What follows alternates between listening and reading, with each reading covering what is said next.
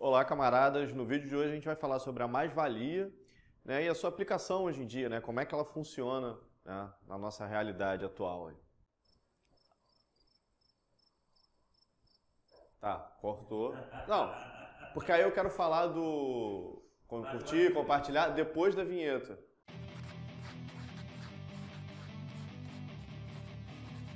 Então, camaradas, antes da gente entrar no nosso assunto desse vídeo, né, não esqueçam de curtir, compartilhar e escrever também seus comentários aí, se inscrever no canal e escrever seus comentários aqui embaixo, né, fazendo perguntas, também dando sugestão de vídeo. Vamos lá então falando da mais-valia, né? A mais-valia é um conceito fundamental dentro do marxismo, né? O Marx apresenta essa ideia inicialmente lá na Miséria da Filosofia, né, de uma forma ainda bem rústica, mas ele desenvolve melhor, né, dá a sua lapidação final ali no capítulo importante do Capital. Mas vamos ver qual é a origem da mais-valia, como é que surge essa ideia, né, e quais são os filósofos que influenciam Marx, né, os pensadores que influenciam Marx a pensar sobre essa questão, né, e desenvolvê-la melhor através do conceito da mais-valia. O Marx pega uma ideia muito interessante de um filósofo economista chamado David Ricardo, né? O David Ricardo ele percebe o seguinte, que na sociedade que a gente vive, né, na sociedade capitalista, abrindo sempre um parênteses aqui, né, sempre quando a gente falar dessas questões sociais, a gente tem que sempre entender que isso é num determinado período histórico. Então o David Ricardo ele vive no capitalismo, ele está analisando como funciona o valor, né, que ele vai desenvolver, a teoria do valor, dentro da sociedade capitalista.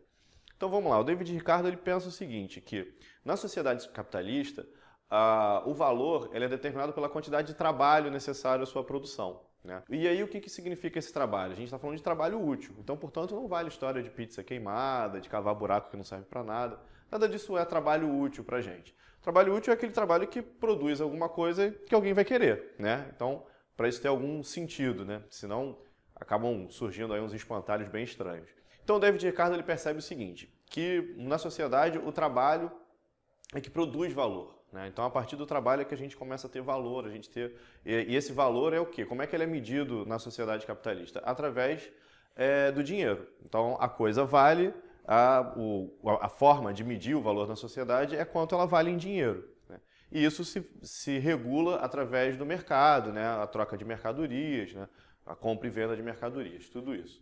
Ok, então a partir dessa ideia de que o valor é produzido pelo trabalho, o Marx começa a aprofundar essa ideia, assim, olha, existem duas classes sociais que a gente está percebendo aqui, existe uma burguesia, que é a dona dos meios de produção, e existe uma outra classe, a classe trabalhadores, né, o proletariado, que não é dona dos meios de produção e que trabalha para essa classe dona dos meios de produção, né, que produz, os valores na sociedade. Então ele percebe que há uma disparidade muito grande, porque aquela classe que produz não se apropria do valor que produz, né? Essas pessoas são pobres em geral, né? Têm condições péssimas de vida e tudo mais. Enquanto a outra classe, que apenas é dona do meio de produção, mas não trabalha, né? Não transforma nada, né? Ela só apenas aproveita essa transformação da natureza feita por outras pessoas, é que se apropria do dinheiro, que tem melhores condições de vida. Então isso deixa o Marx muito pensativo, né? Olha, como é que funciona isso, né? Como é que funciona esse mecanismo social que permite que pessoas que trabalhem, né, sejam pobres e pessoas que não trabalhem sejam ricas, né, tenham melhores condições de vida. E aí ele vai analisar o seguinte, no processo de produção, quando um trabalhador chega numa fábrica, né, por exemplo, ou qualquer outro tipo de serviço, qualquer outra forma, né, de você produzir alguma coisa, né, de você trabalhar para satisfazer determinada necessidade humana, né, e é esse conceito de trabalho que a gente vai utilizar aqui, né, esse trabalhador ele começa ali, na sua jornada de trabalho, a fazer uma série de atividades que visa, no final, ter algum tipo de produto que vai satisfazer uma necessidade humana. Então, quando ele chega e produz, quando ele finaliza a produção desse produto, né, e esse produto pode ir para o mercado, ou seja, esse produto vai se transformar numa mercadoria, né, esse produto ele é vendido por um determinado valor. Só que esse valor não retorna para o trabalhador, né?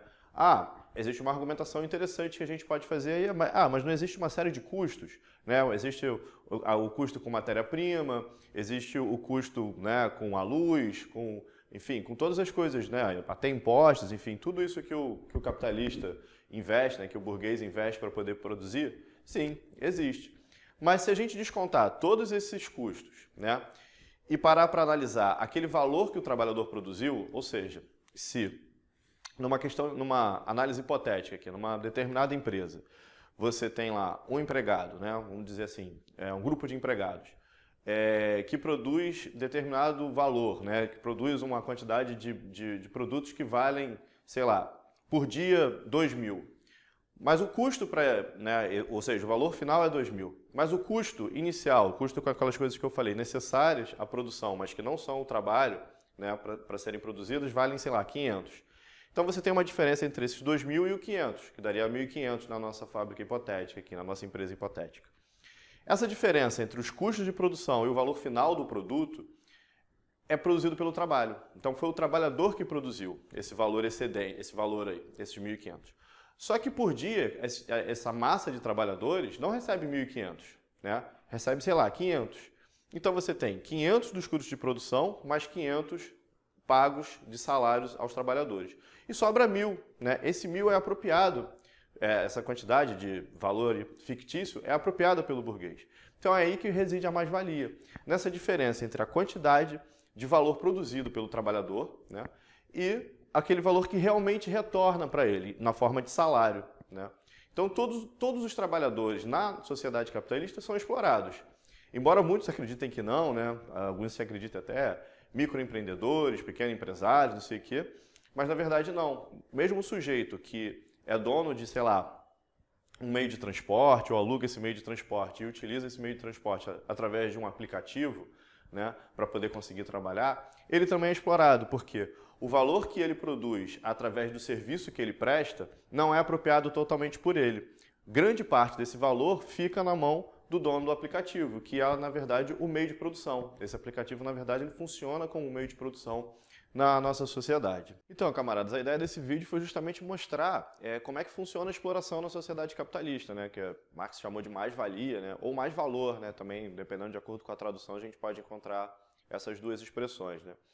E aí, deixando um alô aqui para vocês também, que vai aparecer aqui do lado sugestões de vídeos, né, para a gente acompanhar esse assunto, né, pegar uma visão de totalidade, aí tem outros vídeos aqui para a gente continuar nossas discussões. E não esqueça aí também de compartilhar, de curtir, se inscrever no canal e comentar aí, né, na parte dos comentários. Valeu, camaradas, até a próxima.